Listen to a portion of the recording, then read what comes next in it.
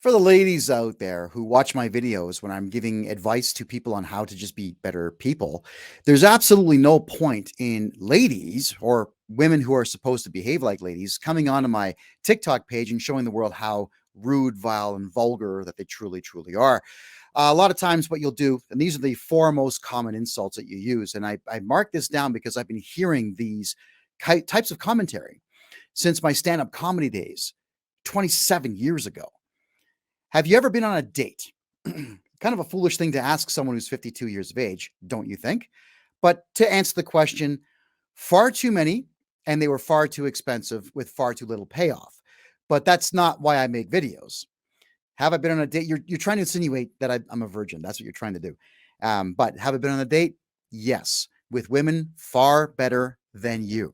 Next would be you can't handle a real woman. Well, what does that mean?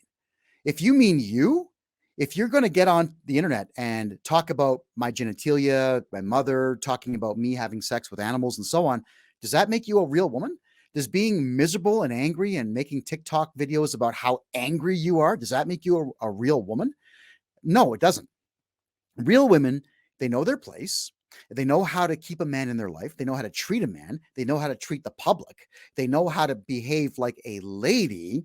They know how to look good when it's necessary, and they know how to let loose when it's necessary. A real woman makes the people around her feel better about themselves, whereas you nasty ones out there make everyone feel worse about life in general.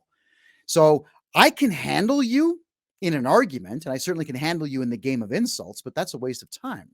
I could not handle you who believe you're real women, but you're really not, in a relationship because all you would bring to the table is fights. No thanks. Next, did your mom not hug you enough? And I bet you F your mom. Well, no, I've never F'd my mom. I don't know anyone. I'm 52. I've met probably 100,000 people in my time. I don't know anyone that's ever had sex with their mother. What you're trying to do is get under my skin. My dear, sweet mother was a kind and loving person. She's been dead for 4 years now. I have nothing but fond memories of my mother. And you insulting her is not going to get to me because what's going on here is when you go to that particular insult, I've gotten to you. So I win. Think about that. What you should do instead is come back at me with a real argument.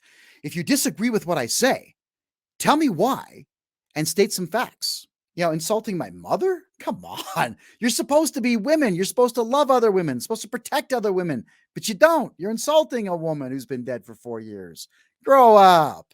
Next, you always want to talk about my dick. I bet you have a small dick, you say.